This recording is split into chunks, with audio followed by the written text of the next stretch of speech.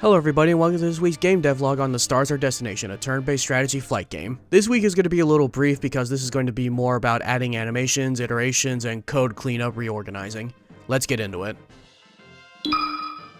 With the timeline system in place, I needed it to be open enough to be used for multiple animations. I basically made the timeline parent its own static class because I planned it to hold all the timelines for all the planned characters. It's only going to be used in 3D flight mode, so it won't persist throughout the game. Because it's static, the animation handler on the player will have no problem calling it for whichever animation it needs. Then the timeline handler will find the playable director it needs after getting the data from the scriptable object slot, since there will be a scriptable object for each ship/character. This makes it versatile enough for multiple characters and animations to share the same logic.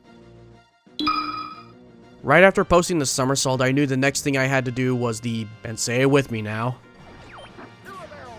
which is actually a Lorian roll. I probably botched that, but gaming pop culture has already phased that out, so we're just gonna have to leave it at that. I said in the last devlog that Unity's rotation system is challenging at best to work with. So to get the barrel roll working, I kinda had to make a hack. Basically make a new float variable and have that as the Z rotation of the object, and have it stop adding or subtracting after making a full 360-degree rotation, along with a rate of usage so they can't spam it. All it does right now is rotate the ship. As for deflecting bullets or adding a slight speed advantage for the player, that's all forthcoming. Like I said, this was right after I posted the somersault image on Saturday, so this is brand new.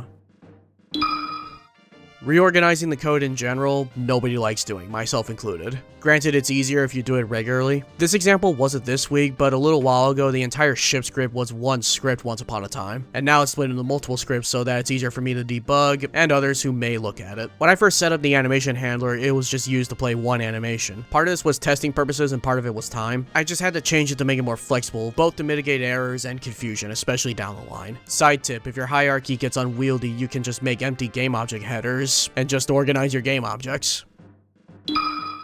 Next on the to-do list is to get the barrel roll to do things other than spin around and make sure the player doesn't go through the ground. That'll be it for this week. Let me know if you have any questions or feedback. Take care of yourselves and have a good week.